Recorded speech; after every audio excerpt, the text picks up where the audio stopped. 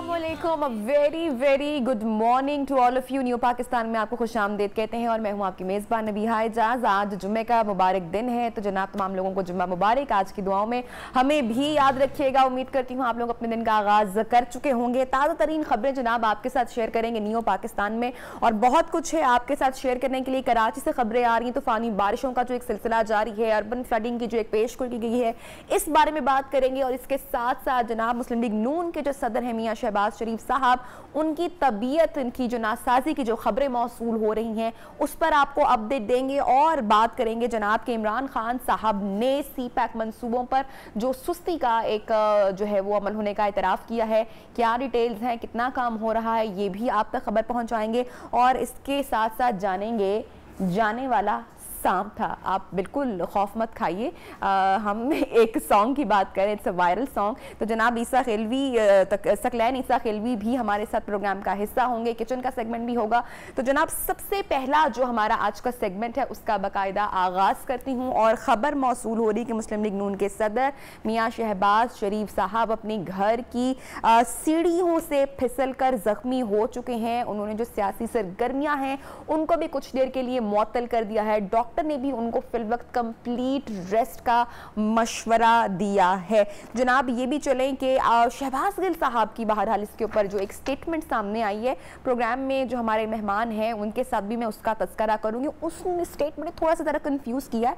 बहरहाल सबसे पहले मैं अपने गेस्ट से, मेहमान से आपको मिलवाती चलूँ। जनाब इब्राहिम लकी साहब द न्यूज़ के हमारे जनाब सीनियर जो हैं वो रिपोर्टर हैं, और उनसे जनाब जानते हैं कि अभी शरीफ साहब की जो तबीयत है वो कैसी है। अस्सलाम वालेकुम इब्राहिम साहब, कैसे हैं आप? ठीक ठाक हैं? अच्छा इब्राहिम साहब, ये वाकया जो है वो गुज़श्ता रोज़ पेश आया और किस तरीके से आया? आप तबीयत के बारे में क्या खबरें आ रही हैं? 2 रोज़ कबल जो है जो मॉडल टाउन सेक्रेटेरिएट है पाकिस्तान मुस्लिम लीग नून का, वहाँ पर जो है शहबाज शरीफ ने एक न्यूज़ कॉन्फ्रेंस रखी थी, क्योंकि आपको पता है कि जो ब्रिटिश नेशनल क्राइम एजेंसी है उनकी तरफ से जो एक उनके खिलाफ जो मनी लॉन्ड्रिंग की जो इन्वेस्टिगेशन थी वो जो है क्लोज होने के बाद पाकिस्तान मुस्लिम लीग नून का नजर लग गई, नज़र लगा, आप समझे या बिल्कुल आपने सही कहा कि वो नज़र लग गई। उस दिन जो है वो वैसे भी हशाश बशाश लग रहे थे, सूट टाई लगा कर आए हुए थे, तो खासे कॉन्फिडेंट भी लग रहे थे। तो जैसे वो सेकंड फ्लोर पर जो है वो जा रहे हैं, तो वो पाँव उनका स्टेयर से जो है वो स्लिप हो गया, क्योंकि बहुत वो जो है ना उस वक्त खुश भी थे, हम सब लोग साथ ही थे उनके, तो वो उनको काफ़ी जो है उस वक्त जो है वो एम्बैरसिंग पोजीशन भी जो है वो हुई, क्योंकि काफ़ी लोग भी थे।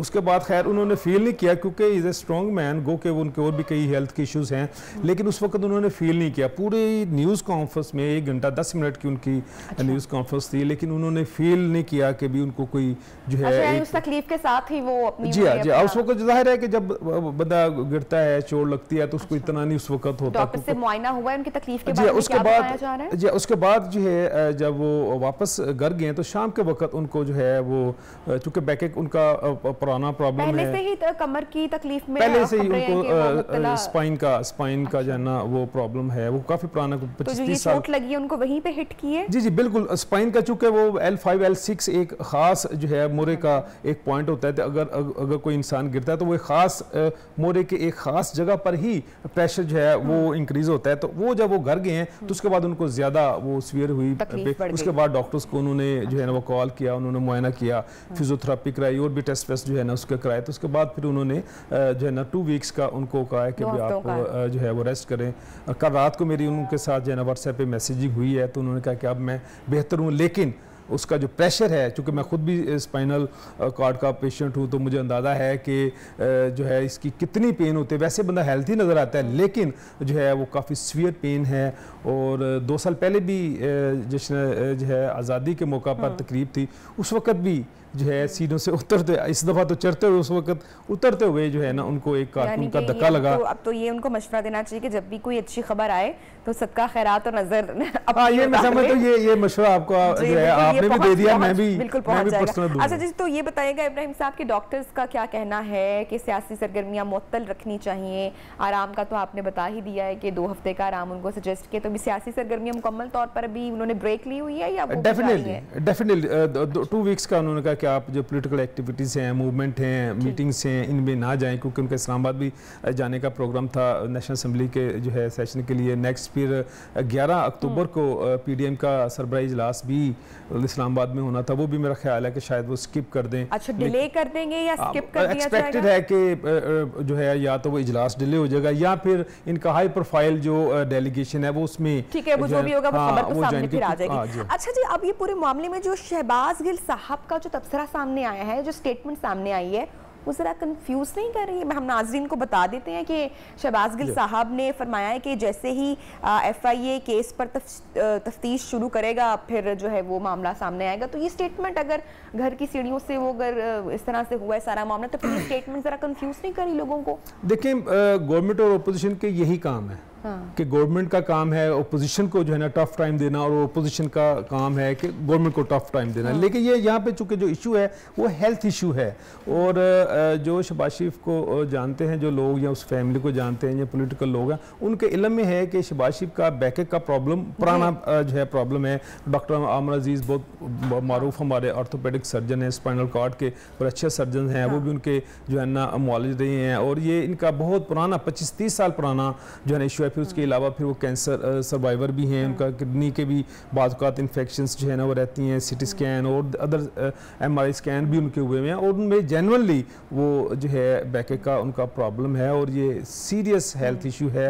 लेकिन मैं ये समझता हूँ कि भी मैं जब उनको देखता हूँ, मैं यकीन करें कि मैं सोचता हूँ कि यार ये क्या बंदा है, वाकई इसको जो है ना वो स्पीडो जो चाइना ने कहा कि जी शहबाज शरीफ के हवाले से रिमार्क्स देते हैं, वो जितना वो काम करते हैं ना, काम करने के एवज ही मैं समझता हूँ कि उनकी हेल्थ जो है ना इस वक्त वो बेहतर है। अदरवाइज कैंसर सर्वाइवर बंदा हो, स्पाइन का प्रॉब्लम हो, आपको इसके अलावा किडनी के इश्यूज हों, फिर आप 70 ईयर्स एज के हों, और फिर आप काम 24 घंटे में से 18 घंटे काम करें, तो मैं ये समझता हूँ ये काम की वजह से ही उनका शहबाज गिल साहब इनके स्टेटमेंट को ये नहीं, मैं नहीं समझता। असल में तफ्तीश शुरू हुई और कमर में दर्द शुरू हो गई है। असल में वो आई है उनकी स्टेटमेंट के भी FIA में चूँकि उनके खिलाफ मनी लॉन्ड्रिंग की जो है वो इन्वेस्टिगेशंस जो है ना हो रही हैं। रिसेंटली 2-4 दिन पहले FIA ने उनको एक क्वेश्चनर भी भेजा है कि भी आप हमें मनी लॉन्ड्रिंग के हवाले से इन क्वेश्चंस का जो है ना रिटर्न जवाब दें। तो 8 या 9 अक्टूबर को उन्होंने वो जवाब देना है, उनकी पेशी भी एक्सपेक्टेड है। लेकिन आप ये देखें कि आज जो है उनकी जो है ना नैब कोर्ट में एक पेशी भी है, मुमकिन है वहाँ पर वो पेश भी हों या उनका कोई मेडिकल सर्टिफिकेट दे दिया जाए। लेकिन मैं नहीं समझता कि भी इस मौजू पे किसी को भी हेल्थ इशू हो और वो पॉलिटिक्स करे। देखिए बेगम कुलसूम नवाज का हमारे सामने है, उनके बारे में भी कहा जाता था कि जी नहीं वो तो ये सब पता नहीं क्या कर रहे हैं, ड्रामा कर रहे हैं, लेकिन शी वाज स्वेयर जो है ना उनका हेल्थ इशू। चलें जी, हमारी दुआएं उनके साथ हैं, प्रेयर्स हैं, फिर हमारे चैनल की तरफ से गेट वेल सून, और जनाब जल्दी जल्दी अल्लाह ताला आपको सेहतयाबी अता फरमाए। Thank you so much Ibrahim साहब, आपने टाइम निकाला हमारे आज के प्रोग्राम के लिए। प्रोग्राम में अब जनाब जरा बढ़ेंगे आगे, और कुछ दिन पहले नियो पाकिस्तान में हमने एक खबर आपके साथ शेयर की थी, एक मुद्दा आपके साथ शेयर किया था, और खबर आई थी कि वापडा की जो तकसीम कार कंपनीज हैं उन्होंने सार्फिन को ओवर बिल पहुंचाए हैं। और अब हम आपको अपने प्रोग्राम में बताते चले कि सार्फिन ने इससे जुड़े हुए मसले को जनाब उठाया है, और जो अब खबर आ रही है वो मैं आपके साथ शेयर करती हूँ। खबर यह है कि जो बिजली की तकसीम कार कंपनियां हैं, Multan electric power company MEPCO की मैं बात कर रही हूँ, उन्होंने ओवर बिलिंग का जनाब एतराफ़ किया है। और कहना अब दुरुस्त है कि नहीं, लेकिन सार्फिन को बहरहाल इस तरह से बेवकूफ़ जनाब बनाना कोई ठीक अमल नहीं है, और कौन इसकी जिम्मेदारी लेगा और ये कुछ अभी पता नहीं है। इसी के ऊपर ताहम बात करेंगे। हमारे जो मेहमान है रियाज ताहिर साहब, नियो न्यूज़ के रिपोर्टर, उन्होंने हमें इस्लामाबाद से ज्वाइन किया है। रियाज बताएगा कि चेयरमैन नेपरा ने ओवर बिलिंग तासुर बल्कि ये यकीन दिया है कि अब सार्फिन का नुकसान जो है वो कौन पूरा करेगा। मेरा भी यही सवाल है कि जो इतनी देर तक ओवर बिल्स आते रहे हैं सार्फिन को, अब ये हर्जाना कौन भरेगा? कोई भी नहीं, कौन जिम्मेदारी उठाएगा इसकी? जी नबिया, नेफ्रा में कल अवामी समाअत हुई जो ओवर बिलिंग मीडिया में एक स्कैंडल आया था। इसमें मैपको समेत दीगर जो डिस्पोज हैं बिजली तकसीम कार कंपनियां, उन्होंने बिजली के सार्फिन से 31 दिनों की बजाय 37 रोज तक के जो बिल भेजे। और इसमें जो टेक्निकल बात है वो ये है कि जैसे ही 31 दिन से ज्यादा 7 दिन की बिलिंग होती है, हाँ। तो उसमें जो टैरिफ का जो स्लैब है वो बढ़ जाता है और इस तरह उनको बहुत ज्यादा बिलिंग की गई है, जिसका चेयरमैन नेफ्रा ने बड़ी सख्त बरहमी का इजहार किया। और उन्होंने कहा कि मैपको के सीईओ ने तो ये बात तस्लीम कर ली कि ओवर बिलिंग की गई है। और उसमें उन्होंने जो जवाब पेश किया कि छुट्टियों की वजह से, ईद उल फितर की छुट्टियों की वजह से मई के महीने में जो है ये ओवर बिलिंग हुई है, जबकि जो लेस्को है उनके सीईओ ने साफ इनकार कर दिया कि मुझे बताइएगा जनाब रियाज के ओवर बिलिंग तो हो गई, ईद उल फितर की छुट्टियां भी बता दी गई कि ईद उल फितर की छुट्टियों में ये ओवर बिलिंग की गई, लेकिन सार्फिन ने तो देखे ना पैसे भरे, तो वो तो वापस नहीं होंगे अब। यही क्वेश्चन था जो चेयरमैन नेफ्रा ने उठाया अथॉरिटी ने कि कैसे इनकी अजाला किया जाएगा। तो उस पर जो डिस्पोज के सीईओ थे उन्होंने कहा कि जो नेक्स्ट मंथ के बिल होंगे उसमें हम ये एडजस्ट कर देंगे पैसे, यानी उनको अगले बिल जो बनता है उसमें उनको एडजस्ट कर दिया जाएगा और ये जो पिछला उनके साथ ओवर बिलिंग की गई है वो उसको अकोमोडेट करेंगे अगले बिलों में। और नेफ्रा के चेयरमैन ने कहा कि अगर आपने ये ना किया तो आपके खिलाफ सख्त कार्रवाई की जा सकती है और हमारी जो अथॉरिटी की टीमें हैं वो जाकर डिस्पोज में जायजा लेंगी, मॉनिटर करेंगी कि आपने अपनी जो कमिटमेंट किया अथॉरिटी के सामने वो आप पूरी कर रहे हैं या नहीं कर रहे हैं, आप अथॉरिटी के जो ऑर्डर है या इंस्ट्रक्शन है, डायरेक्शन है, उस पर कितना इंप्लीमेंट हो रहा है, कितना नहीं हो रहा। अच्छा, तो रियाज इस बात का मेक श्योर किया जाएगा, यानी कि इस बात की गारंटी तो ऑब्वियसली कोई नहीं है ना कि आइंदा ऐसा नहीं होगा। जी, उन्होंने चेयरमैन अथॉरिटी ने कहा कि जो आपको रूल्स एंड रेगुलेशन है और जो अथॉरिटी ने आपको जो कानून के हवाले से बताया हुआ है कि इससे आपने तजावुज नहीं करना, तो आपने जो किया है इससे तजावुज, इसको एडजस्ट ना किया तो नेक्स्ट टाइम आपकी किसी भी इस किस्म की जो कार्रवाई है उसके खिलाफ सख्त एक्शन होगा। और डिस्कोज को जो अथॉरिटी के जो मैंडेट है नेफ्रा का उसके मुताबिक फिर उनके खिलाफ कार्रवाई होगी। बहुत शुक्रिया रियाज, आप हमें अपडेट कर रहे थे। और कहा तो ये जा रहा है कि जो सार्फिन हैं उनको रिलीफ दिया जाएगा, जो अगले महीने के या जो आने वाले महीनों के जो बिल्स हैं उसमें सार्फिन के लिए, लोगों के लिए जो है वो रिलीफ होगा और जो पहले ओवर बिलिंग हुई उसको पूरा किया जाएगा। बहुत शुक्रिया रियाज आपका, आपने हमें अपडेट किया पूरे मामले के ऊपर। जनाब एक जा रहे हैं वक्फे की जानिब, छोटा सा वक्फा है। और कराची में जो अर्बन फ्लडिंग का खदशा है और ये जो आने वाला तूफान है, इसको गुलाब का नाम दिया गया है, इससे क्या क्या खदशा हो सकता है या क्या सिचुएशन है, तूफानी बारिशों से मुतल्लिक आपको मजीद अपडेट करेंगे अपने प्रोग्राम में, साथ रहिएगा।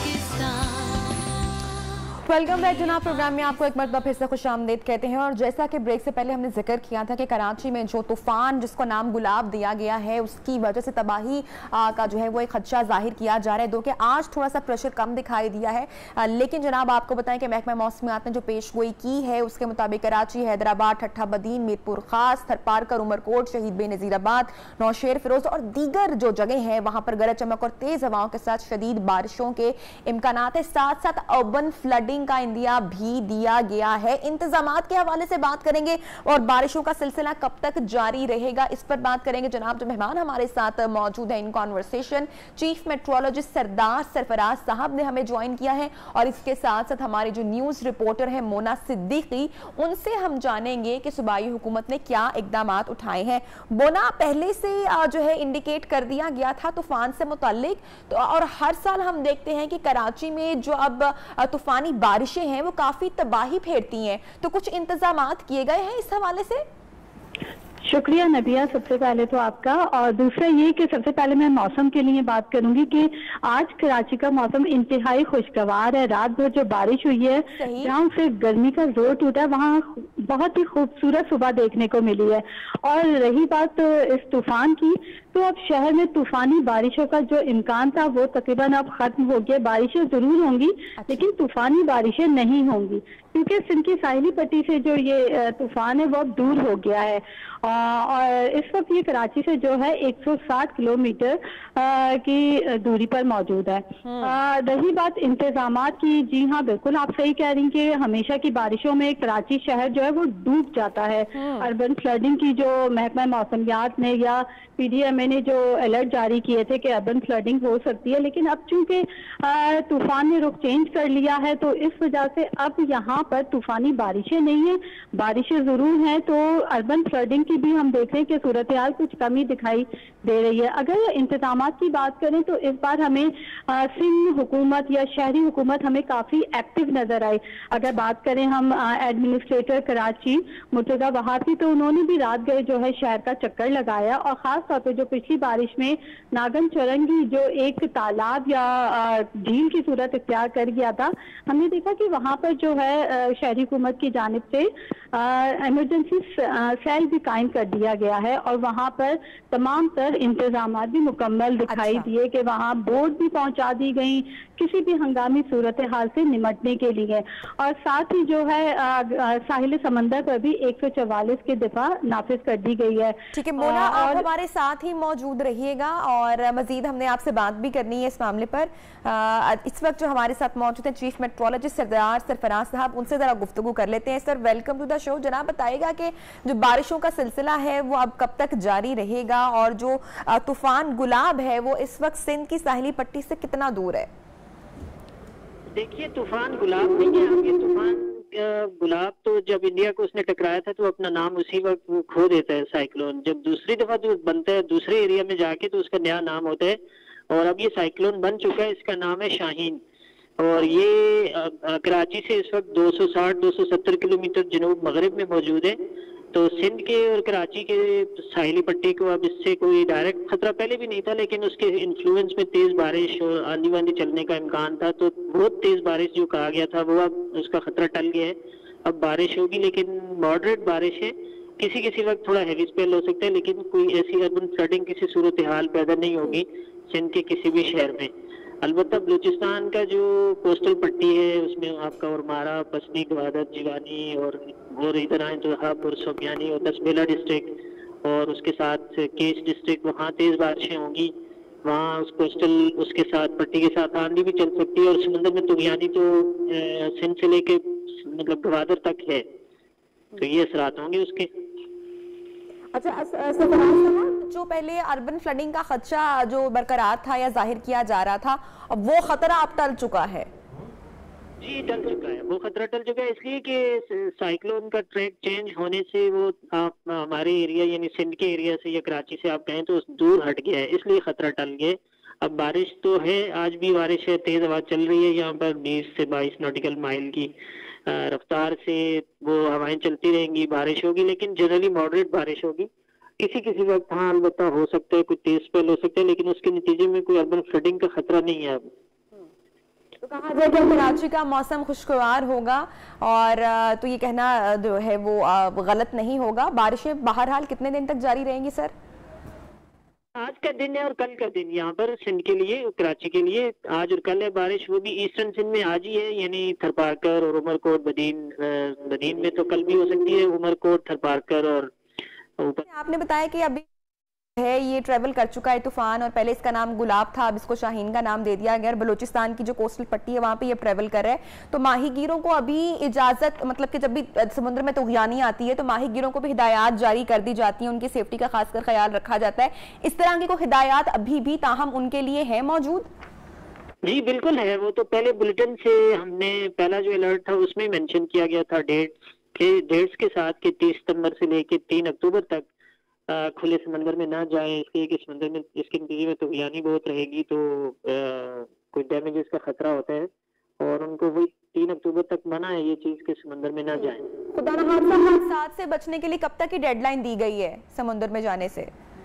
3 अक्टूबर तक की जी, 3 अक्टूबर से ठीक, बहुत शुक्रिया सरदार सरफराज साहब, बहुत शुक्रिया, आपने टाइम निकाला और बारिश से मुतल्लिक आप हमें बता रहे थे जनाब। इसके साथ ही प्रोग्राम में वक्त हुआ एक छोटे से वक्फे से वापस आएंगे तो प्रोग्राम को बढ़ाएंगे आगे। स्टे विद अस।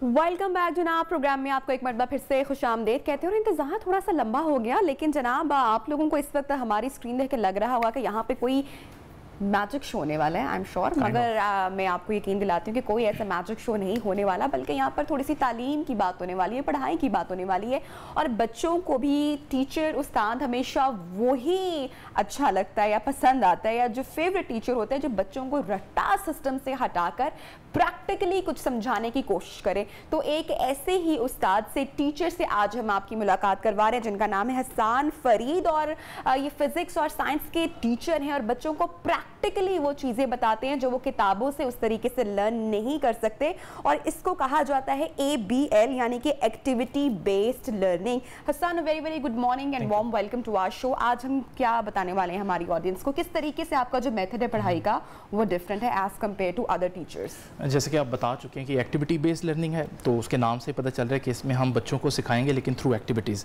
जो कि मेरे ख्याल है समझने का सबसे ऑब्वियस और सबसे आसान तरीका है। हम डेली लाइफ में जब भी किसी चीज़ को समझना हो, आपने कुकिंग करनी हो तो आप जितनी मर्जी किताबें पढ़ लें, जब तक वो डिश आप खुद बना ना लें तब तक आपको कुकिंग नहीं आ सकती।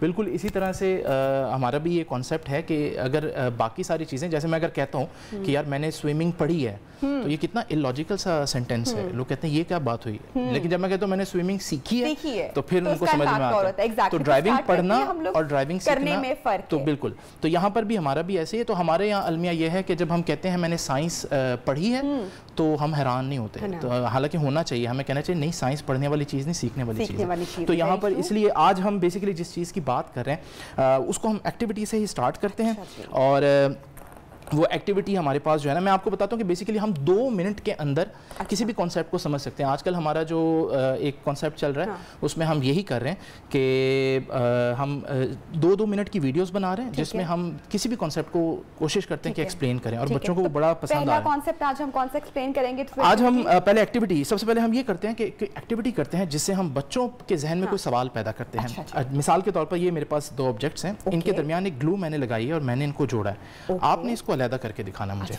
अलहदा करना है, इजी नहीं होगा। अच्छा, इसका मतलब ये ग्लू काफ़ी ज़्यादा कॉस्टली होगी और बहुत ज़्यादा स्ट्रेंथ वाली होगी, लेकिन जब मैं इस ग्लू का नाम आपको बताऊंगा तो आप हैरान हो जाएंगे। और ये ग्लू हमारे इर्द गिर्द अवेलेबल है, ये हवा है।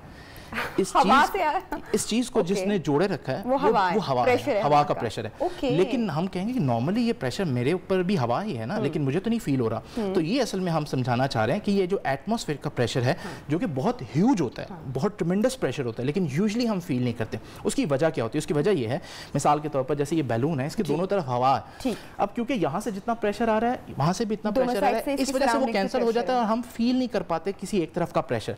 तो अगर आप हवा का प्रेशर फील करना चाहते हैं तो का आसान तरीका यह है कि किसी एक तरफ हवा का प्रेशर चेंज कर दें, वहां से हवा को थोड़ा सा इधर उधर कर दें। तो देखें जैसे मैं यहाँ से हवा को इधर करता हूँ, ये गुब्बारा फौरन चेंज होगी आ रहे इधर, क्योंकि इधर अब हवा कम हो गई है। लेकिन यहाँ पर हम देखते हैं कि ऐसा ये तो पता चल गया कि भाई हवा का प्रेशर तो है, लेकिन ये नहीं पता चल रहा कि हवा का उतना प्रेशर है जितना सर ने बताया। तो वहां पर फिर हम ये बच्चों को बताते हैं कि अगर आपने इस प्रेशर को फील करना है तो फिर आपको हवा को थोड़ा बहुत नहीं, जो देखी नहीं जा रही उसको महसूस करेंगे, उसको फिर आपको हवा को बिल्कुल वहां से खत्म कर देना पड़ेगा, फिर आपको पता चलेगा। मिसाल के तौर पर ये जो हमारी टेबल है इस वक्त, इसके ऊपर हवा है, कितना प्रेशर है? तकरीबन 1 लाख पास्कल से ज्यादा है, यानी अगर आसान अल्फाज में बताऊं तो 10 गाड़ियों जितना प्रेशर है। लेकिन अगर इसके ऊपर 10 गाड़ियां हो तो इसको टूट जाना चाहिए, तो क्यों नहीं टूट रही?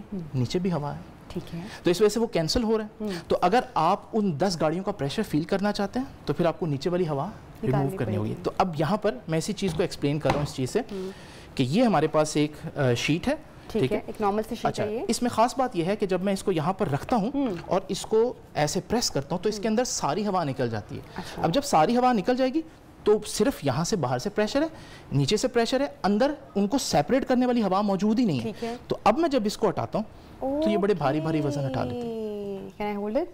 Yes.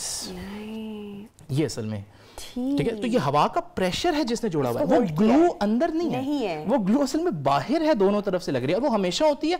समटाइम्स क्योंकि वो अंदर भी होती है, तो इस वजह से जितनी आप उन चीज़ों को इकट्ठा करने वाली ताकत है, उनको अलग करने वाली ताकत भी उतनी होती है, इसलिए हम फील नहीं कर पाते। तो बेसिकली यहाँ पर भी हमने यही किया। तो यहाँ पर भी हम लोगों ने जब ये बेसिकली हवा पहले से मौजूद थी, लेकिन अंदर भी थी, तो मैंने जब इसको प्रेस किया तो सारी हवा बाहर आ गई, सिर्फ अब बाहर वाली हवा मौजूद है, जिसकी वजह से आप इसको नहीं कर सकते। ये एटमॉस्फेरिक प्रेशर है जो इसको जोड़े हुए। ठीक। अच्छा, यहाँ पे आपने हेयर ड्रायर जो है वो एक रखा होगा। हाँ जी, ये मैं घर से छुपा के लाया हूँ हेयर ड्रायर, क्योंकि अक्सर मैं इस तरह की चीज़ें जो है ना घर से चुराता रहता हूँ, कभी किचन से कभी कहीं से, ताकि बच्चों को पढ़ा सकूँ। तो अभी हेयर ड्रायर का मकसद ये है कि इसी को हम एक और डिमॉन्स्ट्रेशन से भी फील करें। यहाँ पर हम जिस तरह से इसको देख रहे हैं, इसको हम हेयर ड्रायर से भी देख सकते हैं। ये हमारे पास हेयर ड्रायर है, आप इसको होल्ड करें, ठीक है। तो बेसिकली होगा क्या कि जब हम इसके ऊपर ये पिंग पोंग बॉल रखेंगे तो इसके ऊपर भी हवा का प्रेशर कम हो जाएगा। अच्छा। और हमने देखा कि जहाँ प्रेशर कम होता है ऑब्जेक्ट को मूव करते हैं, तो ये हवा का प्रेशर अगर ऊपर कम हो जाए तो इसको क्या करना चाहिए, ऊपर को फोर्स लगनी चाहिए। अच्छा। तो फिर बॉल को जाएगा ना, तो फिर ये नहीं गिरेगा। Is it possible? Yes it is. Try करें बिल्कुल। अच्छा, पहले हम लोड बाय ऑन कर लेते हैं इसको।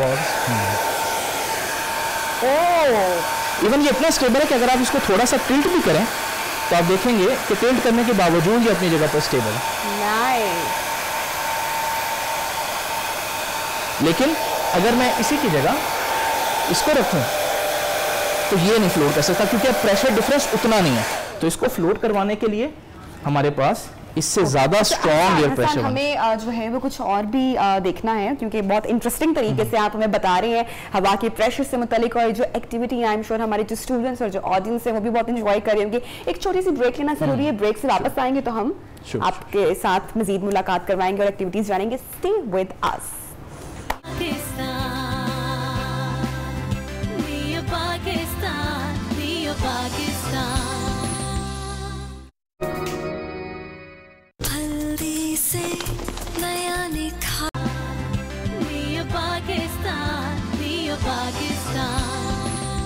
Welcome back and once again good morning in neo Pakistan. आपको खुशामदीद कहते हैं, स्पेशली उन लोगों को जिन्होंने हमें अभी ज्वाइन किया है और जो ब्रेक से पहले थे। आई एम श्योर कि they are stick to television screen, क्योंकि बड़ी ज़बरदस्त एक्टिविटी चल रही थी हसान के साथ हमारी प्रोग्राम में, और हसान कुछ ज़बरदस्त से जो है वो लर्निंग मेथड सिखा रहे थे, थ्योरी से नहीं बल्कि प्रैक्टिकली। तो हसान, अभी ब्रेक के बाद हम क्या बताएंगे अपने स्टूडेंट्स को और ऑडियंस को? तो अभी हम देख रहे थे कि किस तरह से हवा का प्रेशर जो आम हालात में हमें नहीं पता चलता, वो तो बड़ा ज़बरदस्त प्रेशर है जिसको हम इवन ऑब्जेक्ट्स को फ्लोट करने के लिए इस्तेमाल कर सकते हैं। और आपने खुद अभी एक पिंग पोंग बॉल फ्लोट की, बिल्कुल। तो लेकिन हमने देखा कि वहाँ प्रेशर डिफरेंस इतना नहीं था कि ये वाली हैवी बॉल फ्लोट हो सकती थी। तो मैं ये बताना चाह रहा हूँ कि अगर हम प्रेशर डिफरेंस और ज़्यादा कर दें इस बॉल के दोनों जानिब, तो इवन हम इसको भी फ्लोट कर सकते हैं।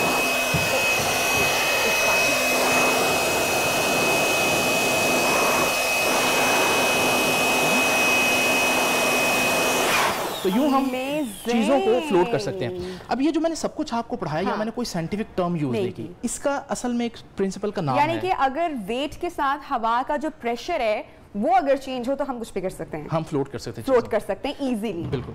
तो अभी तक मैंने आपको नहीं बताया कि इसको हम बर्नौलीज इफेक्ट कहते हैं। Bernoulli's effect. लेकिन अगर मैं ये पहले बता देता तो आप लोगों ने परेशान हो जाता कि भाई पता नहीं कौन सी बोरिंग कौन सी साइंस आ गई है। अब बच्चे कहेंगे सर हमने ना बर्नौलीज इफेक्ट सीखना है। ठीक है। तो ये है प्रैक्टिकल। कुछ थ्योरी में पढ़ रहे होंगे तो वो पढ़ना और अंडरस्टैंड करना कितना डिफिकल्ट है, लेकिन जब हम प्रैक्टिकली देख रहे हैं तो वो बच्चों के लिए समझना बहुत आसान है। एग्जैक्टली। और फिर मजा तब आता है जब हम बच्चों को उस इफेक्ट से रिलेटेड, उस प्रिंसिपल से रिलेटेड टॉयज भी दिखाते हैं कि ऐसे खिलौने हैं, मिसाल के तौर पर जैसे अभी हम डिस्कस कर रहे थे, तो अब हेयर ड्रायर हर बच्चे के एक्सेस में नहीं है, लेकिन ये टॉय है, ठीक है, ये किसी भी शॉप से मिल जाता है बहुत सस्ता, और ये बिल्कुल उसी इफेक्ट पर काम करता है। देख रहे हैं आप लोग? तो बिल्कुल उसी तरह से हम यहाँ पर भी चीज़ों को फ्लोट कर सकते हैं। लेकिन सबसे इंपॉर्टेंट चीज़ किसी भी प्रिंसिपल की ये होती है कि क्या उसका डेली लाइफ में कोई एप्लीकेशन है, क्या हम उसको कहीं इस्तेमाल करते हैं कि बस जब हम इन चीज़ों को देखेंगे लैब में तभी वो प्रिंसिपल आएगा, तो ऐसा नहीं है। अब ये प्रिंसिपल जब मैं आपको बताऊंगा डेली लाइफ में कहाँ कहाँ है तो आप हैरान होंगे सुनकर। मिसाल के तौर पर ये मेरे पास कुछ कलर्ड वाटर है समझाने के लिए। अच्छा, ठीक है, तो ये मैंने इसमें यहाँ पर आपके सामने जो है ना वो एक बेसिकली स्ट्रॉ को रिप्रेजेंट करने के लिए ये ट्यूब है। तो जब मैं यहाँ पर प्रेशर कम करूँगा, हमने क्या सीखा अभी तक कि जिधर को प्रेशर कम करते हैं वो ऑब्जेक्ट्स उधर को मूव करते हैं। बिल्कुल। तो अगर मैं यहाँ पर प्रेशर कम करूँ हवा को सक करके, तो आप देखें वो लिक्विड ऊपर को रेज कर रहा है। यस। और ये चीज़ पहली दफ़ा नहीं हमने देखी, स्ट्रॉ इसी प्रिंसिपल पर काम करता है हमेशा से। बिल्कुल। तो वो हम क्या करते हैं कि हम pressure difference pressure difference create करते हैं, जिसकी वजह से लिक्विड खुद ब खुद ऊपर को आना शुरू हो जाता है। और बिल्कुल यही इफेक्ट हम लोगों ने इसमें भी देखा होगा, और ये तो सबने ही इस्तेमाल किया। तो ये जो इसके ऊपर जो नोजल लगी हुई है, ये भी बेसिकली क्या करते हैं, जब हम इसको ऐसे करते हैं प्रेस करते हैं तो यहाँ से एक लो प्रेशर रीजन क्रिएट होता है, जिसकी वजह से पानी ऊपर को आता है। तो ये बर्नौलीज इफेक्ट या बर्नौलीज प्रिंसिपल हमारे हर जगह पर मौजूद है, सिर्फ हमें थोड़ा सा ध्यान करने की जरूरत है। तो इसके लिए कोई बहुत ज़्यादा महंगी चीज़ें भी नहीं चाहिए, इवन हेयर ड्रायर हर घर में मौजूद है, या ये चीज़ें या स्ट्रॉ तो कम से कम सबके पास होता है। तो जब भी हमें बर्नौलीज प्रिंसिपल पढ़ाना चाहिए तो कम से कम हमें ये चीज़ें जाकर क्लास में बच्चों को दिखानी चाहिए, ताकि उनको पता चले कि जो चीज़ वो पढ़ रहे हैं वो असल में हर जगह पर पहले से मौजूद है। ठीक है हसन, कुछ और भी है प्रैक्टिकली जो अपनी ऑडियंस को दिखाएं अभी? हाँ, कुछ इसमें मजीद चीज़ें मैं ऐड कर सकता हूँ। एक और बहुत इंपॉर्टेंट और यूँ समझ लें कि बहुत मुश्किल चीज़ जो बच्चों को समझना काफ़ी मुश्किल होती है वो है इलेक्ट्रिसिटी। अच्छा। और वो इस वजह से मुश्किल होती है क्योंकि हम पहले कहते हैं कि बच्चों आज हम पढ़ेंगे इलेक्ट्रिसिटी और एक्टिविटी बेस्ड लर्निंग हमने करनी होती है, लेकिन फिर हम कहते हैं बेटा इलेक्ट्रिसिटी के करीब नहीं आपने जाना, सॉकेट को हाथ नहीं लगाना। अब बड़ा मुश्किल हो जाता है कि आप एक चीज़ को पढ़ाना भी चाह रहे हैं और उससे रोकना भी चाह रहे हैं। तो इसलिए हमने क्या किया, यहाँ पर हमारे पास एक ऐसी डिवाइस है जिससे इलेक्ट्रिसिटी पढ़ना बहुत आसान हो सकता है। मिसाल के तौर पर, यानी अगर आपसे आसान अल्फाज में बात करूँ तो इलेक्ट्रिसिटी के लिए सिर्फ 3 कंपोनेंट्स हैं। ठीक है, एक इलेक्ट्रॉन को भेजने वाला, एक इलेक्ट्रॉन को लेने वाला यानी पुश और पुल, और एक इलेक्ट्रॉन को पहुंचाने वाला। तो ये इलेक्ट्रॉन को भेजना चाह रहा है टर्मिनल, जैसे बैटरी के 2 टर्मिनल होते हैं, ये इलेक्ट्रॉन को लेना चाह रहा है और मैं इसको यहां से पहुंचाऊं, अगर यहां से उठाऊं इलेक्ट्रॉन्स को और तो ये एक इलेक्ट्रॉन का फ्लो बेसिकली मेरी अपनी बॉडी में से पास कर रहा है, जिससे ना सिर्फ हमें ये पता चल रहा है कि ये बॉडी इलेक्ट्रॉन्स का फ्लो पास करती है, तभी तो मुझे करंट लगता है। ठीक है, तो इससे हम बहुत सी चीज़ें मजीद भी चेक कर सकते हैं। जैसे आप इसको यहाँ से पकड़ें और एक उंगली इस पानी में डालें, करें, जैसे आप निकालेंगे आप देखिएगा तो इसको, जैसे मैं इसको टच कर रही हूँ। ठीक है, तो यहाँ पर बेसिकली क्या है कि क्योंकि इसमें सॉल्ट्स हैं, सॉल्ट्स में भी इलेक्ट्रॉन्स जो है ना फ्लो करने की एबिलिटी होती है, तो इस वजह से हमारे पास एक करंट बहना शुरू हो गया। Hasan, thank you so much, आपने इतने अमेजिंग तरीके से हमें जो है वो कुछ लर्निंग मेथड सिखाए, और इंशाल्लाह आपके साथ दोबारा भी आई विश कि हम लोग कुछ और चीज़ें भी हमारी ऑडियंस और जो स्टूडेंट्स हैं उनके लिए हम लोग ला सकें। जनाब, अभी प्रोग्राम में हम ज़रा आगे बढ़ेंगे और आपकी मुलाकात हम करवाने वाले हैं। पहले भी हम आपकी न्यू पाकिस्तान में बहुत बार मुलाकात करवा चुके हैं जनाब दाऊद जी से, और आज तो कमाल ही हो गया जनाब, ब्रेक में उन्होंने जो कमाल कर दिया है, मैं चाहूंगी वो कमाल आप भी देखें। उसके लिए आपको हमें कॉल्स करनी पड़ेंगी और कॉल्स का सिलसिला जनाब जारी रहेगा। दाऊद जी, टैरो कार्ड रीडिंग आज हम करने वाले हैं और कॉलर्स जो हैं वो शामिल होंगे हमारे साथ। तो टैरो कार्ड रीडिंग क्या है जरा बता दें। देखें, टैरो कार्ड रीडिंग ये है कि आपका गुजरा हुआ वक्त क्या है, आपका मौजूदा वक्त क्या जा रहा है और आपके आने वाले हालात क्या रहेंगे, आपकी सेहत कैसी रहेगी, आपकी शोहरत किस तरफ जा रही है, आपका बिजनेस किस तरफ जा रहा है, आपके हालात किस तरफ जा रहे हैं और आप क्या सोच रहे हैं, आपके रूहानी मामलात किस तरफ जा रहे हैं, ये सारी चीजें हम आपको बताने जा रहे हैं टैरो कार्ड से कि टैरो कार्ड इंसान की शख्सियत पर क्या असर करते हैं और आपकी शख्सियत किस डगर पर जा रही है और आपके हालात किस तरह के जा रहे हैं और आपकी सोचें क्या हैं, आपके मामलात क्या हैं, घर में कोई मसला है या आपके सोलमेट से मुतल्लिका मामलात हैं या तालीमी मामलात में कोई मुश्किल है, तो सारी चीजें डिस्कस करेंगे, आपके सवालों के और कॉल्स भी शामिल करेंगे। लेकिन उससे पहले हम जरा बता दें दाऊद जी, जैसे कि हमारी ऑडियंस भी देख रही है और आप भी देख रही है कि कोका कोला इस वक्त मेरे हाथ में मौजूद है और मेरे टेबल पर भी मौजूद है। तो हमारा पसंदीदा जो ब्रांड है जनाब दैट इज कोका कोला, और ये अपनी नई पोजिशनिंग लॉन्च कर रहा है रियल मैजिक के नाम से। और नई पोजिशनिंग के साथ साथ ये भी हम आपको बताएं कि कोका कोला अपना नया लोगो भी अब मुतारिफ करवा रहा है, और ये नया लोगो कोका कोला की नई बोतल पर जो सार्फिन है जनाब वो देख सकते हैं। और कोका कोला मानता है कि जो जिंदगी के जो छोटे छोटे खूबसूरत जो प्यारे लम्हात होते हैं उनको जो है वो खास बनाएगा रियल मैजिक। जैसे कि रियल मैजिक किस में होता है, माँ के हाथ के बने खाने में जनाब रियल मैजिक होता है। औलाद के पहला कदम और जो वो पहला लफ्ज अपनी जबान से बोलता है उसमें भी रियल मैजिक होता है। कबूल है, कहने में भी जनाब रियल मैजिक होता है। तो जनाब कोका कोला का रियल मैजिक अब आप तक पहुंचेगा, आपके घर तक, और जनाब ये हमने आपके साथ शेयर किया। अब जनाब बैक टू द प्रोग्राम, और कॉल्स आप हमें कर सकते हैं, नंबर हमारा टेलीविजन स्क्रीन पर चल रहा है। अच्छा जी, तो दाऊद जी मुझे बताइएगा कि हम कार्ड रीडिंग से कुछ भी किसी तरह का भी नॉलेज या कुछ भी बात हमें पता चल सकती है, या ये किसी के बारे में भी बात कर सकते हैं, हम अपने दोस्तों के बारे में पूछ सकते हैं जिनसे हम रिश्ता करना चाहते हैं या रिश्ता इज़्दिवाज में मुंसलिक होना चाहते हैं, उसकी जिससे हम मोहब्बत करते हैं उसकी खसूसियात का पता कर सकते हैं। ये सोच सकते हैं कि क्या आपको धोखा तो नहीं हो रहा, क्या आपसे सच्ची मोहब्बत हो रही है, क्या नहीं हो रही, अगले के जज्बात किस तरफ जा रहे हैं, सोचें किस तरफ जा रही है, ये सारी चीजें। जब तक हमारा पहला कॉलर नहीं आता है, हमें सबसे ज्यादा मोहब्बत हमारी जो है वो वतन की मिट्टी से है, पाकिस्तान से है। तो अगर मैं आपसे कहूँगी पाकिस्तान के मुतालिक कोई कार्ड एक आप निकालें और कुछ बताएं आने वाले टाइम हम जरूर निकालते हैं कि पाकिस्तान का आने वाला वक्त कैसा रहेगा और किस हुक्मरान के हाथ में होगा, क्या ये भी बता सकते हैं? ये भी इंशाल्लाह हम जरूर पता करेंगे, मगर इस वक्त हम देखते हैं कि जी पाकिस्तान के हालात किस तरफ जा रहे हैं और पाकिस्तान का फ्यूचर कैसा रहेगा। ये टैरो कार्ड से आपके लिए इंतहाई अहम किस्म की इंशाल्लाह ये इंफॉर्मेशन और ये एक एनर्जी है, इस एनर्जी से पता चलता है कि मौजूदा हालात किस तरफ जा रहे हैं और आने वाला वक्त पाकिस्तान का किस तरफ जा रहा है। तो जनाब पाकिस्तान का आने वाला वक्त किस तरफ जा रहा है, मेरे पास 3 कार्ड आए हैं। अल्लाह ताला इंतहाई आसानियां बेहतरियां पैदा करने जा रहे हैं और अच्छी खबरें आने वाली हैं।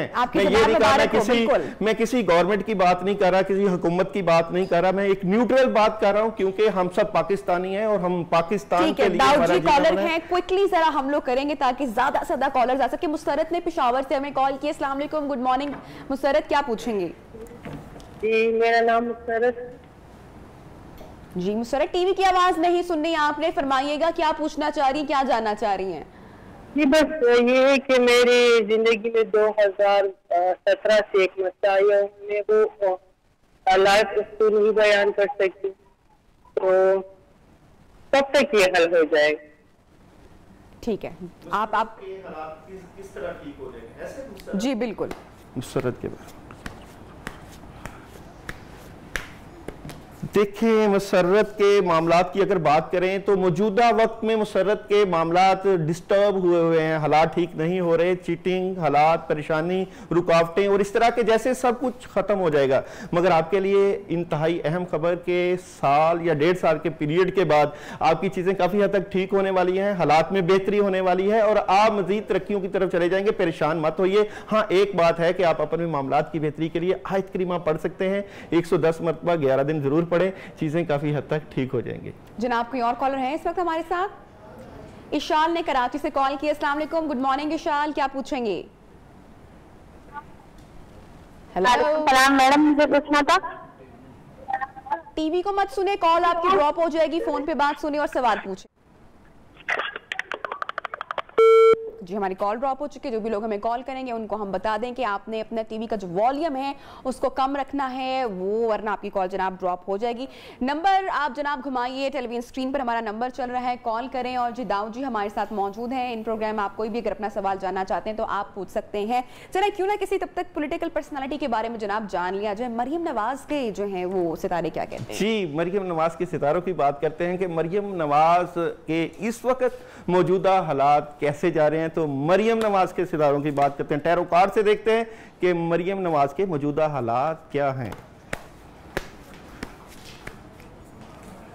मरियम नवाज के मौजूदा हालात बताइए। इस वक्त हम मरियम नवाज की बात करें तो मरियम नवाज डबल माइंडेड हैं, क्योंकि इनका कार्ड आया हुआ है। ये इस वक्त सोच रही हैं अपने मामलात को किस तरह करें और इनके हालात बेहतरी की तरफ जा रहे हैं, मगर इनके पास एक ऑप्शन आ रही है जिसके ऊपर ये सोच रही हैं। देखते हैं वो ऑप्शन कब आएगी और कैसे आएगी। फौजिया इस्लामाबाद से, अस्सलाम वालेकुम, गुड मॉर्निंग फौजिया, पूछिएगा। अस्सलाम वालेकुम सर, कैसे हैं? जी शुक्र अल्लाह का। फौजिया गुस्सा तो नहीं ज्यादा आता? बहुत आता है। हाँ, गुस्से को कंट्रोल करना है। आगे बात करते हैं। अच्छा, मेरी शादी जब से हुई है ना तो बहुत से मसले मसाइल हैं मेरे हस्बैंड के। हम पढ़ाई भी बहुत करते हैं, उनकी जॉब का भी मसला है, कोई भी काम शुरू करते हैं खत्म हो जाता है।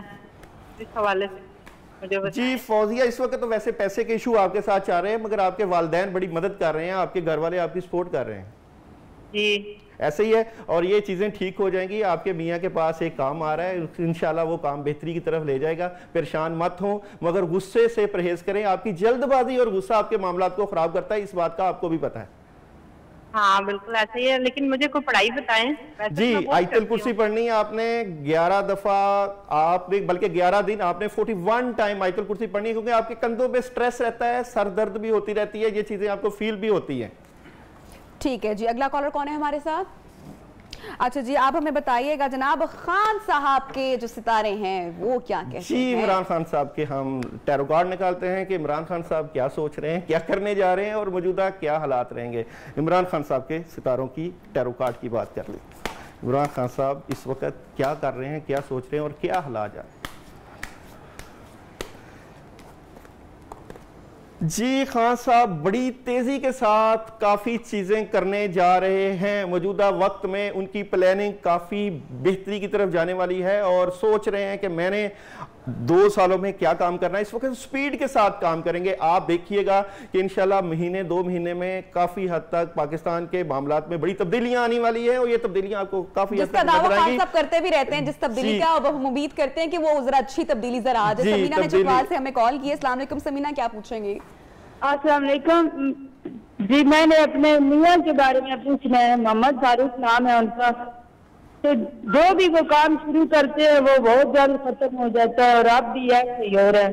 तो हम अपने मकान की सेल परचेज का भी सोच रहे हैं। क्या ये मोहम्मद फारूक जो है मुंह पे बात कर देता है। अबू कुबला, हेलो समीना, आपके मियाँ के हालात काफी हद तक डिस्टर्ब हुए हैं। वैसे ये मुंह के ऊपर बात कर देते हैं जिसकी वजह से चीजें वैसे खराब हो रही हैं, मगर ये किसी के साथ पार्टनरशिप करते हुए नजर आ रहे हैं। अभी भी इन्होंने किसी के साथ बात की है अपने कामों से मुतल्लिका। जी, वो मकान की सेल परचेज का भी सोच रहे हैं, क्या इसमें बेहतरी हो सकती है? जी जी, ये जो आपकी मकान की सेल परचेज है ये होती हुई नजर आ रही है। हाँ, इसकी बेहतरी के लिए अगर आप आयत करीमा 313 मरतबा 21 दिन का अमल कर लेंगी तो काफी हद तक बेहतरियां हो जाएंगी। मगर पहले चीजें डिस्टर्ब थी, अब आपको उम्मीद हुई है कि घर बेच के हम कोई ना कोई कारोबार कर लेंगे या काम में पैसे लगा लेंगे। ठीक है जी, अगली कॉलर हमारे साथ कौन है जी? अच्छा जी, हम अब जरा जानते हैं जनाब जी, शहबाज शरीफ साहब की तबीयत नासाज है, कमर के दर्द में मुब्तला है, उनकी सेहत के हवाले से बताएं। जी, शहबाज शरीफ साहब की सेहत के बारे में भी हम बात करेंगे, साथ साथ हमें आप लाइव कॉल्स कर रहे हैं और आपको हम स्पिरिचुअल सॉल्यूशन से, कुरान पाक से और कुरान सुन्नत से उसका हल भी बता रहे हैं। तो हम अब चेक करते हैं शहबाज शरीफ साहब की। अच्छा, अब्दुल्ला ने हड़प्पा से कॉल किए, पहले उनका सवाल सुन लेते हैं, फिर हम शहबाज शरीफ की जानिब, उनकी सेहत की जानिब से भी पूछेंगे। अच्छा जी, अब्दुल्ला पूछेगा, क्या सवाल पूछेंगे? गुड मॉर्निंग, अस्सलाम वालेकुम।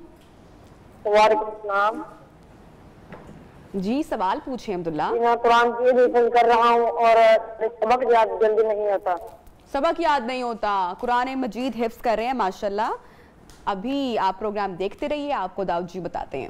अब्दुल्ला को सबक क्यों नहीं याद होता, हम देखते हैं अब्दुल्ला के सबक के बारे में कि अब्दुल्ला को सबक क्यों याद नहीं होता। तो जनाब, अब्दुल्ला को सबक इसलिए नहीं याद होता कि ये अपने जो सबक के ऊपर है उसके ऊपर कंसंट्रेशन नहीं कर रहे और जो इनको तवज्जो देनी चाहिए वो नहीं हो पा रही। बेसिकली जब ये पढ़ते हैं तो अपनी फैमिली, अपने घर के बारे में सोचते रहते हैं, उनके मामलात के बारे में। आपको एक छोटी सी रेमेडीज बता रहा हूं अब्दुल्ला, आप 11 दिन ये जरूर कीजिएगा। औज़ बिल्लाहि मिनश शैतानिर रजीम, पानी के ऊपर दम करके आपने 11 दिन जरूर पीनी है, इंशाल्लाह सबक याद हो जाएगा। और ये आपका जो सबक याद नहीं हो रहा, इसके लिए आप अपना ना जो है ना टाइम टेबल सेट करें। इल्मुल अदा से अगर देखें तो 3 नंबर बनता है और 3 नंबर वाले लोग थोड़े से जिद्दी होते हैं, तो आप अपनी जिद जो है अपने सबक के ऊपर, अपने पढ़ने के ऊपर लगाएं। अच्छा जी, निसार अहमद ने कॉल की है लाहौर से। अस्सलाम वालेकुम, गुड मॉर्निंग निसार, सवाल पूछिएगा।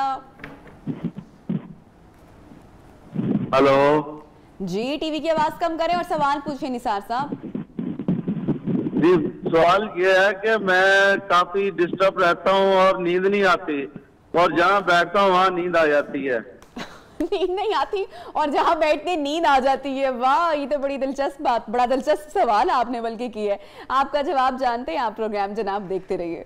जनाब निसार साहिब, ये देखें कार्ड आपका नींद का आ गया है। नींद का कार्ड मेरे पास पहले ही आ चुका है। नींद आती है लेकिन शायद गलत जगह पर आ जाती है। नींद जो नहीं आती उसके लिए मैं वैसे ही आपको रेमेडीज बता देता हूँ, इंशाल्लाह जरूर आएगी। आप हस्बी अल्लाहु ला इलाहा इल्लाहु अलैहि तवक्कलतु व हुवा रब्बुल अर्शिल अज़ीम, 21 मरतबा पानी के ऊपर दम करके 3 दिन पी लीजिएगा। और ये जो नींद का इशू है ये आपकी अपनी वजह है, कोई रूहानी वजह नहीं है, कोई स्पिरिचुअल वजह नहीं है। इंशाल्लाह आप अपना टाइम टेबल सेट कीजिएगा, अपने सोने का वक्त ठीक कर लें, रात का वक्त जो है सोने का ठीक कर लें, सारा कुछ ठीक हो जाएगा। Thank you so much Dawood ji, आपने टाइम निकाला हमारे प्रोग्राम के लिए और बहुत सारे लोगों के सवालों का जवाब आपने दिया। आई होप सो कि हमारे पास कुछ और वक्त होता। बहरहाल जनाब बढ़ रहे हैं प्रोग्राम एक छोटे से वक्फे की जानी, ब्रेक की जानी, और जब ब्रेक से वापस आएंगे तो बताएंगे जाने वाला सांप था, कौन था, क्या करके गया था। छोटा सा वक्फा लेते हैं, साथ रहिएगा।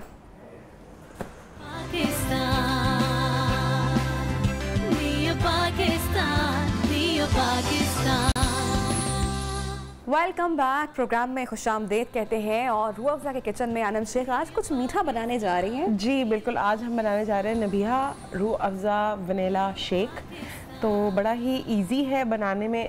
जैसे कि अगर आपके घर मेहमान आते हैं तो आप जो है टेंशन हो जाती है कि फौरी क्या सर्व किया जाए। तो ये बड़ी एक अच्छी एक वेलकम शेक और रूह अफ़ज़ा तो घर में मौजूद होता है, तो इसके साथ क्या करना है ये हम आज बताएंगे। बिल्कुल, तो सिंपल इसके इंग्रेडिएंट्स हैं। हम इसमें जो है 2 से 3 ग्लास मिल्क ऐड करेंगे, इसमें वनीला आइसक्रीम जाएगी, इसमें क्रीम जाएगी, इसमें वनीला एसेंस जाएंगे। अच्छा, इसमें मैं थोड़े से बिस्किट्स ऐड कर रही हूँ, वो बिस्किट्स जिनमें क्रीम लगी होती है अंदर, वो वाले बिस्किट्स इसके अंदर ऐड करें। उससे क्या होता है कि कोई भी क्रीमी बिस्किट, उससे बड़ा अच्छा इसका फ्लेवर जो है एनहेंस हो जाता है। और आपको जैसे कि पता है कि रूह अफ़ज़ा जो है वो सदाबहार है, और अब जैसे कि वेदर बिल्कुल चेंज होता जा रहा है तो आगे हम इसको जो है गर्म चीज़ों में भी जैसे कि हमने एक दफ़ा नवाबी सवैयाँ बनाई थी, खीर बनाई, फिरनी बनाई रूह अफ़ज़ा के साथ, तो ये जो है आगे आगे हम जो इसको चीज़ों में यूज़ करते जाएंगे। तो इसको कर लेते हैं स्टार्ट। सबसे पहले हमने दूध कितना लिया है? बिल्कुल, ये 2 से 3 ग्लास जो है, 2 से 3 ग्लास दूध के साथ हमने बिस्किट कितने लेंगे? बिस्किट में और कोई भी क्रीमी किसी भी फ्लेवर, कोई भी फ्लेवर के, लेमन, स्ट्रॉबेरी, जो भी आपको अच्छे लगते हैं। ओके, तो ये मैं तकरीबन 3 से 4 जो है वो इसमें हम ऐड ऑन करते हैं। उसके बाद ये 2 से 3 टेबलस्पून क्रीम है और 1/3 टीस्पून जो है इसमें वनीला एसेंस है। ओके, वो डालेंगे। उसके बाद इसमें जो है रूह अफ़ज़ा डालेंगे, ऐड कर लेते हैं हम इसमें, जो हमारा मेन इंग्रेडिएंट है। अच्छा ना, अगर थोड़ा सा half tea spoon coffee flavour भी अगर किसी ड्रिंक में ऐड बिल्कुल आप ऐड कर सकते हैं, तो वो बड़ा एक अच्छा उससे टेस्ट एनहांस हो जाता है, बहुत अच्छा सा टेस्ट उससे एनहांस हो जाता है। क्योंकि जो कॉफी का फ्लेवर है और ब्लैक कॉफी नहीं, जो साशेस यूजुअली हमें मिलते हैं, बिल्कुल उसके अंदर मिल्क भी चूंकि ऐड होता है तो वो बड़ा अच्छा, वो बड़ा अच्छा एक फ्लेवर आता है। अगर आप ब्लैक कॉफी ऐड करेंगे तो वो कड़वा हो जाएगा आपका जो ड्रिंक है। तो आपने साशे विद मिल्क वाला ही उसमें चुटकी ऐड कर लेंगे तो उसका जो टेस्ट है और जो स्मेल है ना वो बड़ी जबरदस्त हो जाती है। अब मैंने इसमें तकरीबन 2 से 3 टेबलस्पून जो है वनीला आइसक्रीम ऐड की। अच्छा, मैंने ग्लास में भी आप देख रहे हो, सर्विंग टाइम पे भी कर सकते हैं जी, मैंने ग्लास में भी सर्व की और थोड़ी सी ड्रिंक के अंदर भी सर्व की हुई है। तो उससे क्या होगा कि बड़ा अच्छा सा एक टेक्सचर और फ्लेवर बहुत अच्छा सा एक ब्लेंड कर लेते हैं। इसको ब्लेंड करेंगे।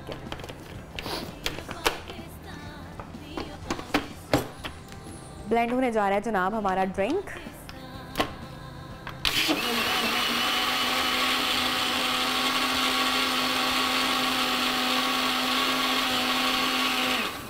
ग्लास हम यहाँ पे रख लेते हैं जी।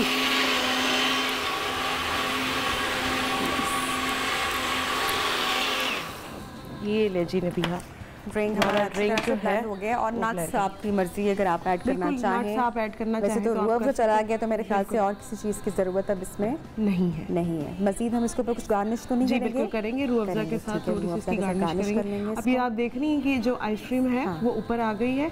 जब हम इसके ऊपर रूह अफ़ज़ा ऐड करेंगे तो एक वो बड़ा अच्छा सा स्पाइरल सा बन जाएगा और एक टेक्सचर भी उसका जो है देखने में, आपको पता है कि मुझे ना रूह अफ़ज़ा ना इस मामले में बड़ा अच्छा लगता है कि आप इसे बड़ी अच्छी सी गार्निश कर सकते हैं। यस, ठीक है जी। ये हार्ट आपने बना दिया, ये हार्ट बना दिया, खुद से बन गया वैसे तो। ओके, तो ये जो है हमारा जी, ये वनीला अनम क्विकली शेयर कर देते हैं। वनीला शेक जो है वो रेडी हो गया है। सिंपल 2 से 3 ग्लास हमने इसमें मिल्क ऐड किया है। उसमें कोई भी बिस्किट्स क्रीम वाले अपनी पसंद के आप ऐड कर सकते हैं। उसके बाद इसमें क्रीम जाएगी 2 से 3 टेबलस्पून, 1/3 टीस्पून इसमें वनीला एसेंस जाएगा, 2 से 3 टेबलस्पून इसमें रूह अफ़ज़ा जाएगा। रूह अफ़ज़ा बेसिकली आपने देखा होगा कि इसमें मीठा कुछ भी नहीं ऐड किया, तो रूह अफ़ज़ा जो है इसको मिठास देगा और साथ में इसमें हमने वनीला आइसक्रीम ऐड की। देखिए हमारे जो डायरेक्टर साहब हैं वो पीस VCR से निकल के सेट पर जी, आ जी, गए हैं वो हमें- और उनका हाथ ऐसे बढ़ गया है कि दे दो मुझे ये ग्लास दे दो। और आपको पता है कि वो हमें बहुत अटेंशन डिवर्ट करने की कोशिश कर रहे हैं, मगर हम फुली फोकस ऐसा रहेंगे करते अपने। हैं कि उनका अगर इतना दिल ललचा रहा है तो हम प्रोग्राम क्लोज कर देते हैं। हाँ बिल्कुल ठीक है। ठीक है। और जनाब आप जरूर ट्राई कीजिएगा और फीडबैक भी हमें लाजमी दीजिएगा। बहुत सारा ख्याल रखें। अल्लाह हाफिज। अल्लाह हाफिज।